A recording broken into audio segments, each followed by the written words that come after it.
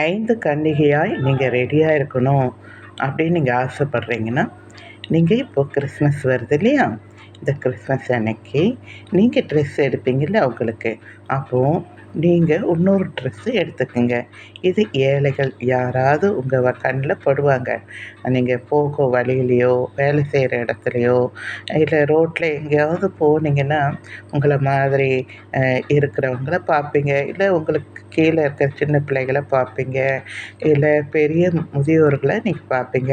யாருக்கு நீங்க ட்ரெஸ் எடுத்து கொடுக்கணும்னு நினைக்கிறீங்களோ, இந்த வயசானவங்களுக்கு, இல்லை சின்ன பிள்ளைங்க நெறைய பிள்ளைங்க இருப்பாங்கல்ல, அவங்களுக்கு, இல்லை உங்கள மாதிரி இருக்கிற பிள்ளைகளுக்கு, யாரோ ஒரு ஆணோ, பெண்ணோ, அதில இல்லை ஒரு வேஷ்டி சட்டை, இல்லை ஒரு பேண்ட் ஷர்ட்டு, இல்லை ஒரு புடவை, இல்லை ஒரு சின்ன கவுனு, உங்களால முடிஞ்சது ஒருத்தருக்கு நீங்க எடுத்து, அந்த போற வழியில இந்த கிறிஸ்மஸ்க்கு முன்னாடி நீங்க அவங்களுக்கு கிறிஸ்மஸ் வாழ்த்து சொல்லிட்டு, இந்த ட்ரெஸ்ஸ குடுங்க.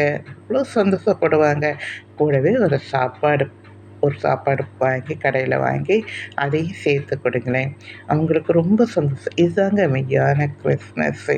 நாம இந்த 5 கன்னிகள்ல என்னலாம் செய்திருப்பாங்க யோசித்து பாருங்க. ஏழைகளுக்கு இறங்கியிருப்பாங்க. ஏழைகளுக்கு இறங்குறது ஆண்டவருக்கு ரொம்ப பிடிக்கும். அது மட்டும் இல்ல, நெறைய ஆண்டவர் சொல்றார்ல பரலோக ராஜ்யத்தில கூட்டு போம்போது, பசியா இருந்தேன் எனக்கு ஆகாரம் கொடுத்தீங்க. நான் வஸ்திரம் இல்லாம இருந்தேன் எனக்கு வஸ்திரம் கொடுத்தீங்க.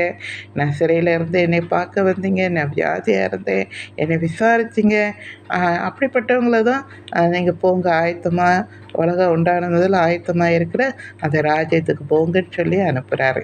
அதனால நீங்க அந்த ராஜ்யத்தை சுதந்திரிக்கணும். இந்த 5 கன்னிகை போல இருக்கணும். ஒரு நல்ல கிறிஸ்மஸ் நான் இன்னைக்கு இந்த வருஷம் கொண்டாடணும்னு நீங்க நினைச்சீங்கன்னா, நான் சொன்னபடி செய்யுங்க. சரிங்களா? இதுதான் மெய்யான கிறிஸ்மஸ். சரிங்களா? Thank you.